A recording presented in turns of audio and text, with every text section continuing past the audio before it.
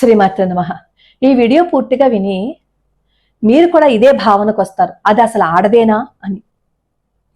West బెంగాల్లో 90,000 మంది ఆడపిల్లలు కిడ్నాప్ అయ్యారు ఫేస్బుక్ ద్వారా అని ఒక అధికారి ఒక న్యూస్ ఛానల్లో చెప్తుంటే అక్కడ ఉన్న వెస్ట్ బెంగాల్లో ఉన్న ఆడపిల్లలందరూ ఒక్కసారి ఉలిక్కి పడ్డారు. అది నిజమే అని నిర్ధారణకి వచ్చేసారు. ఎందుకంటే గతంలో అక్కడ జరిగిన సంఘటనల్ని వీళ్ళు దృష్టిలో పెట్టుకుని ఏ క్షణాన ఎలా ఉంటుందో అని చెప్పి భయపడిపోతున్నారు. మొన్న ముర్షిదాబాద్ లో ఎంతమంది హిందువుల ఇళ్లని తగలబెట్టేశారు. అప్పుడు కనీసం ఆ మహిళా ముఖ్యమంత్రి మాట్లాడిందా? నోరు తెరిచి ఏమైనా చెప్పిందా? హిందువుల మీద ఎందుకు దాడికి దిగుతున్నారు అని అడిగిందా? అలా దాడికి దిగి ఇళ్లను తగలబెట్టేస్తుంటే బట్టలు కూడా పూర్తిగా కాలిపోతే వేసుకోవడానికి బట్టలు లేక ప్రాణాలని రక్షించుకోవటం కోసం ప్రాణాలని అరచేతిలో పట్టుకుని రోడ్డు మీదకి బట్టలు లేకుండా పరిగెత్తుతున్న స్త్రీమూర్తులు ఎంతో మంది వెస్ట్ బెంగాల్లో ఉన్నారట. కనీసం అప్పుడైనా స్పందించిందా? స్పందించలేదు. రాతిలాగా ఏంటి, రాయి అయినా స్పందిస్తుందేమో, రాయి అయినా కరిగిపోతుందేమో, కానీ ఆవిడ మాత్రం కరగలేదు. కనీసం స్పందన కూడా చూపించలేదు. అలాగే ఆర్జికర్ ఆ హాస్పిటల్లో జరిగిన సంఘటన అందరికీ తెలుసు కదా. అప్పుడు ఎటువంటి వివాదాస్పదమైన వ్యాఖ్యలు ఆవిడ చేసింది అనేది అందరికీ గుర్తు ఉండే ఉంటుంది. సందేశ్ ఖలీలో కూడా ఎంతమంది స్త్రీమూర్తులని బాధ పెట్టారు.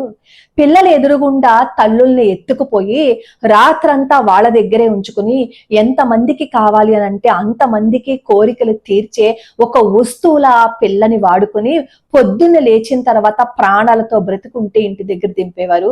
లేదు అంటే వాళ్ళ కోరిక తీరే వరకు అమ్మాయిని అలాగే బాధ పెట్టి వాళ్ళ కామాన్ని తీర్చుకున్న తర్వాత ఆడపిల్లని తీసుకొచ్చి ఇంటి దగ్గర నించోబెట్టేవారు.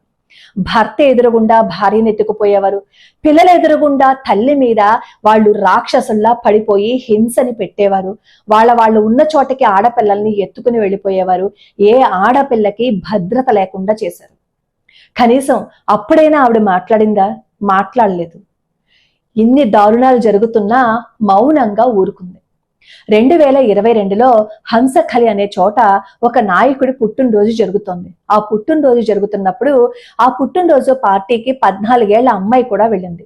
వెళ్తే ఆ అమ్మాయి మీద సామూహికంగా దాడి చేసి ఆ అమ్మాయిని అతి క్రూరంగా హింసించి వదిలేశారు. ఏప్రిల్ 4, 2022లో జరిగింది సంఘటన. ఆ పిల్ల ఏడ్చుకుంటూ ఇంటికి వచ్చేసింది. తల్లి అడిగింది ఏం జరిగింది అని. ఆ అమ్మాయి నోరు విప్పలేక చెప్పలేక జరిగింది చెప్పింది. ఒక పక్క నుంచి రక్తస్రావం అయిపోతుంది. హాస్పిటల్కి తీసుకువెళ్దామని అనుకున్నారు పాపం ఆ పిల్ల తల్లిదండ్రులు. వెంటనే అక్కడి నుంచి వార్త వచ్చింది, మీరు గనక ఆ అమ్మాయిని హాస్పిటల్కి తీసుకువెళ్తే మీ ఇంటి మీద దాడి చేసి మీ ప్రాణాలు తీసేస్తామని చెప్పి బెదిరిస్తే చేసేది ఏమీ లేక తన కూతురికి రక్తస్రావం అవుతున్న ఆ తల్లి ఏడుస్తూ అలాగే వదిలేస్తే ఒక అరగంట అయ్యాక విపరీతమైన రక్తస్రావం అయిపోవటం వల్ల ఆ మైనర్ బాలిక ప్రాణాలు కోల్పోయింది. ప్రాణాలు పోయాయనే విషయం వాళ్ళకి తెలిసింది. ఆ పుట్టినరోజు పండుగ జరుపుకుంటున్న ఆ నాయకుడి కొడుకుకి తెలిసి వాళ్ళు ఇంటికి వచ్చి ఆ పిల్లని చాపలో చుట్టి తీసుకుని వెళ్ళిపోయి ఈ పిల్ల గురించి మీరు ఎక్కడైనా చూపించినా ఎక్కడైనా చెప్పినా మీకు మామూలుగా ఉండదని చెప్పి బెదిరించి ఆ పిల్లని ముట్టుకోవడానికి కూడా వీలు లేకుండా దూరంగా వాళ్లే ఆ నాయకులు కొడుకులే దూరంగా తీసుకువెళ్ళి ఆ పిల్లని దహనం చేసేశారు. కనీసం ఆ అమ్మాయి ప్రాణాలు పోయాయి కదా, ఆ అమ్మాయికి కార్యక్రమాలు చేయటానికి కోసం ఒక్క పూజారి కూడా వాళ్ళ ఇంటికి రావడానికి భయపడేలా చేశారు అంటే ఎంత దుర్మార్గంగా ప్రవర్తించారు అనేది అర్థమైపోతుంది కదా. ఆ తల్లి కన్నీరు మున్నీరుగా ఏడ్చింది. ఇంకా భరించలేక నా కూతురే పోయింది కదా, ఇప్పుడు మమ్మల్ని ఏం చేస్తారని చెప్పి అప్పుడుకి కంప్లైంట్ ఇస్తే అప్పుడు పోలీసులు అరెస్ట్ చేశారు. అంతకు ముందు వరకు ఎన్ని బెదిరింపులు బెదిరించారు అంటే ఈ మైనర్ బాలిక వాళ్ళ ఇంటికి ఎవరు రాకూడదు, వచ్చేస్తే వాళ్ళని కూడా మేము ప్రాణాలు తీసేస్తామని చెప్పి బెదిరించారు. పోలీస్ స్టేషన్ లో ఎప్పుడైతే ఫిర్యాదు చేశారో కోర్టులో సబ్మిట్ అయింది కేసు సబ్మిట్ అయిన తర్వాత కోర్టు అడిగింది ఆ మహిళా ముఖ్యమంత్రిని, ఇంత దారుణం జరిగిపోతున్నా నువ్వెందుకు మాట్లాడలేదు అని. అప్పుడు ఆ మహిళా ముఖ్యమంత్రి చెప్పిన సమాధానం ఏంటో తెలుసా?